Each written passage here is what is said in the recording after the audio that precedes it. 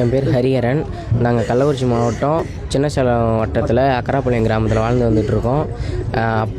அம்மா வந்து 2021 கொரோனா பீரியடில் இறந்துட்டாங்க. அம்மா இறந்த துக்கத்தில் அப்பாவும் ஒரு 3 மாதம் கழித்து இறந்துட்டாங்க.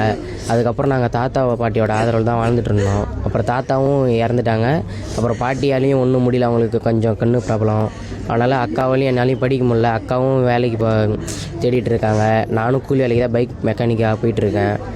அதனால் அக்காவுக்கும் இதே வேலை வாய்ப்பு வேண்டி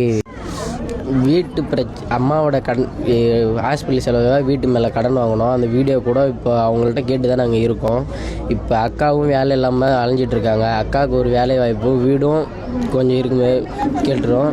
தாத்தா இருக்கிற வரையும் எங்களை கொஞ்சம் பார்த்துக்கிட்டாரு. அவர் இருக்கிற வரையும் காசு அது இது கொடுத்து எங்களை கொஞ்சம் பார்த்துக்கிட்டாரு.